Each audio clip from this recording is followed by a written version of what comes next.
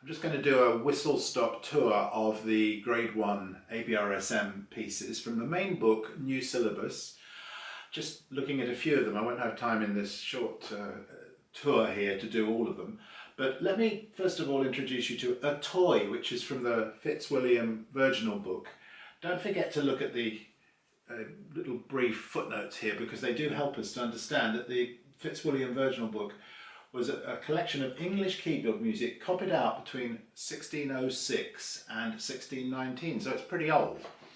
And we find here two dynamics, a forte and a piano with no crescendo diminuendo between them, which doesn't stop us from shaping phrases, of course. You know, within the dynamic we can have contours.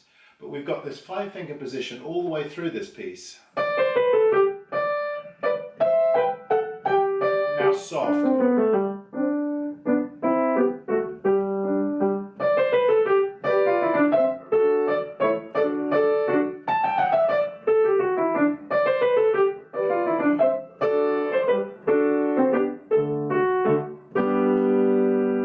Lots going on in this. The 5-finger position could cause problems because we do not want to lock the hand into the position and then lift the fingers in that old-fashioned way that a lot of us were taught in. Let's see if we can incorporate the 5-finger position into one arm gesture. So we're going to go down, move, and come up. Did you notice the movement through the hand? Just laterally free here, and then up on the G. Same in the left hand, of course. Down, up. Can you see the mobility there? So it's not this. That causes all sorts of pinky problems. Pinky's going to start shooting up. That way I feel coordinated and free.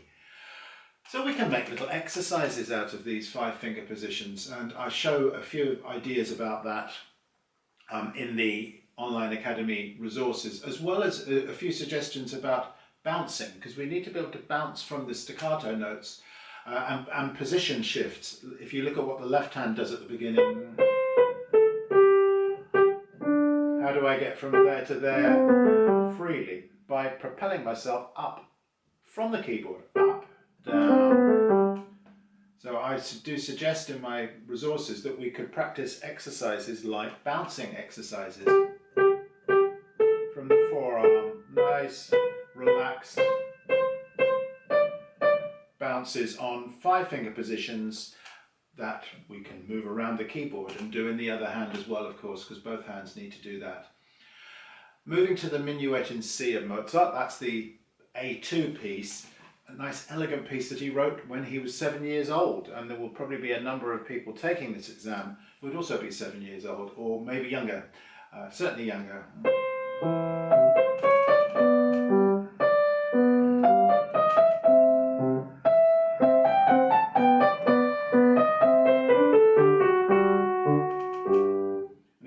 To know about the drop roll slur in order to make the phrasing beautiful here. So that's drop and then lift. Do you notice how free my wrist is when I do this?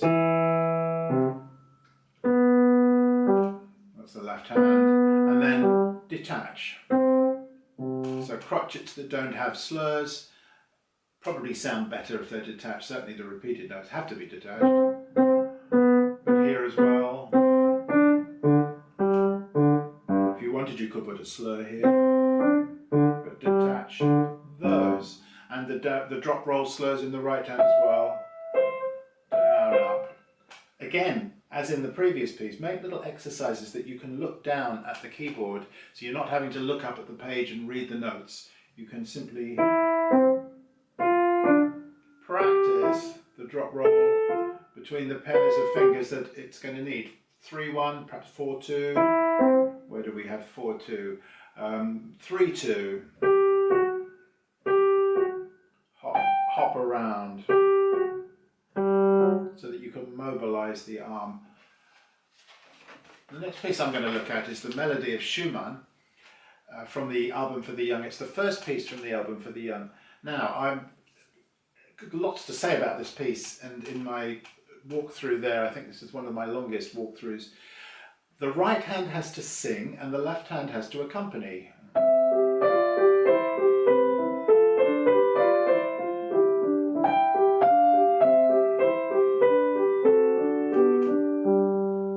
expressively. So the singing tone in the right hand, I'm really feeling that I'm at the bottom of my keys. So nothing superficial, right down into the keys, but very flexible here in the arm and in the wrist. So there's a contact with my fingers to the keyboard and freedom through the arm, which will give us that lovely singing tone. Notice the flexibility here, not anything like that. And in the left hand, a shadow. So how do we practice this? Well, there's several things we can do. The one thing I'd like to suggest would be to mime your left hand and play the right hand, so that you can control, you can inhibit the left hand from sounding at all. And then lots of left hand practice by itself. We can do some rhythm practice, some controlled stops in the left hand. And there's a couple of bars here that I've identified as cue spots, that's quarantine spots. In particular bar 8, where we have this awkward, there's a contraction in the hand there, and then a substitution. So that bar is going to need to be practiced very slowly and very carefully. I like to do my substitution rhythmically, 1 E and 2 E. See what I did there? I changed on the semiquaver part of the beat. Change. And then when I play with the other hand,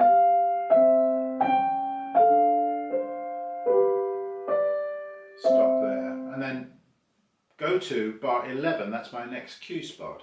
Again, a similar deal in the right hand. Substitution, that would need to be organised by itself. So lots to enjoy in this piece, how to play in a cantabile style.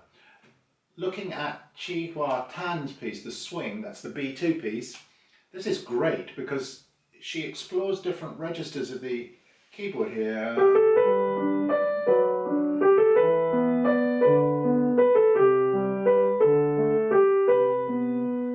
Now up in the treble.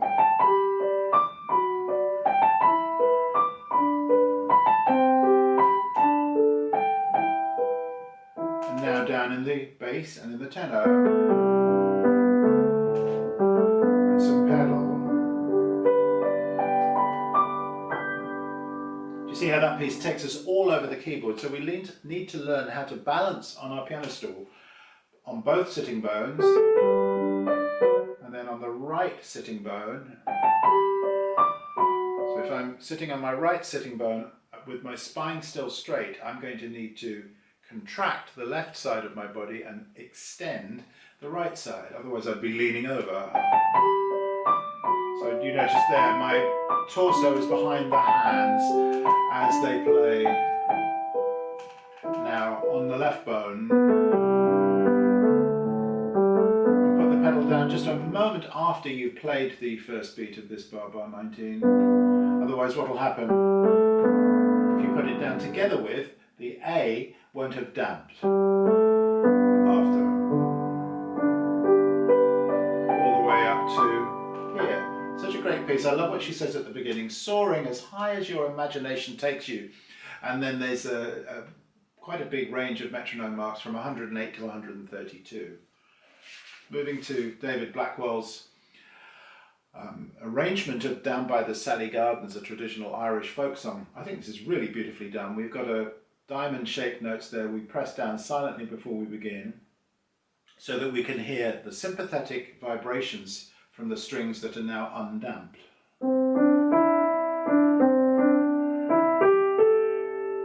Breathe.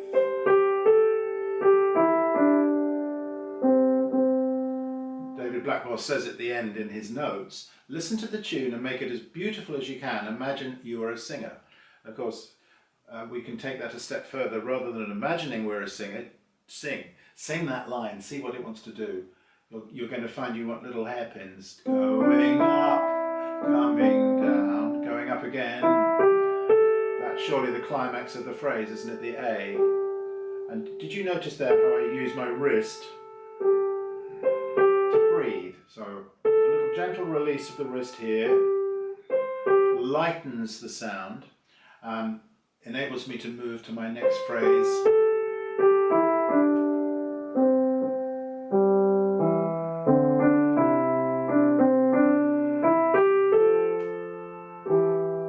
Later on in bar 10, we've got to make sure that the right hand continues to play legato when the left hand releases, because in order to replay the left hand notes I have to lift my hand in between, but I shouldn't do that in my right hand. Bar 11, in order to make a legato there we lift the thumb but not the B. I've got to, if I lift both I make a gap in my line, so I hold onto my B, lift the thumb and make a connection. I love this word painting he does in bar 15, this harmony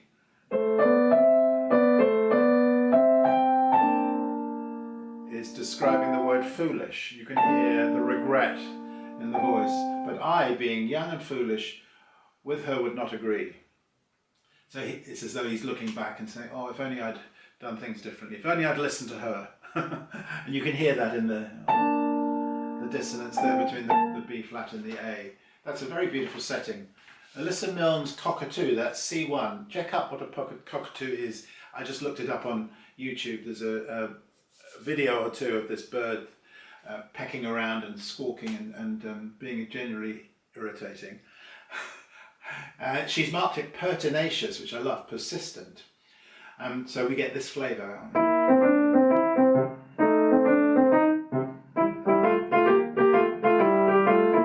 4. We have to really count that.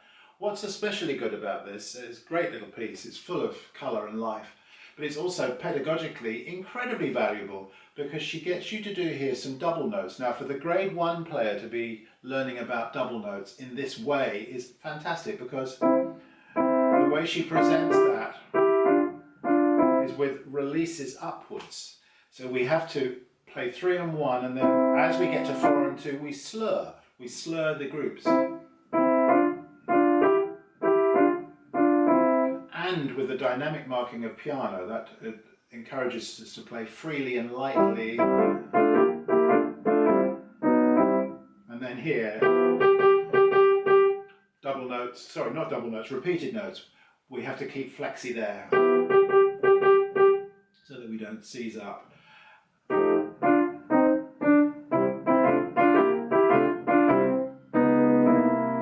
Isn't that great? Really colourful, vibrant piece. Now the next one is Sochka by Lajos Pap. Educational piece. Again, it could be a study in the arch for the hand, the interval of the fifth, and how to form the interval of the fifth so we get a nice strong bridge. You can see there the bounces come from the forearm. The wrist and the forearm and the hand are one unit, and we just bounce from one position to the next. Again, we can do little exercises for this. We can play each twice like a trampoline, and later on in the next phrase the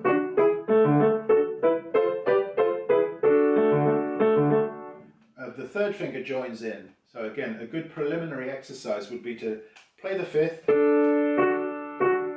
and then touch the third finger in afterwards before we play together. And we can practice bouncing from one position to the next until we can do that really freely. Again, a fabulous little piece. Now, just to end with, we have Pam Wedgwood's The Detective, C3. What's the story here? Can you imagine a detective perhaps creeping around outside a house? Maybe it's nighttime. Mysterious footsteps. Now, what's the emoji in this bar? The emoji is surely one with the eyes wide open and maybe the hair sticking up a little bit. Maybe the detectives found something here. A clue. I'm taking that clue home with me. So if if we can get here a sense of narrative, a storyline, we'll be playing this music with communication. So it's all very well playing the right notes. Of course, we've got to play all the right notes rhythmically with the dynamics, but because music is communication, we want to really open up our imagination and come up with our own story for this piece. So that's a very quick whistle-stop tour of the new Grade 1 syllabus. You'll find much more detailed walkthroughs in the Online Academy series of resources. Details below.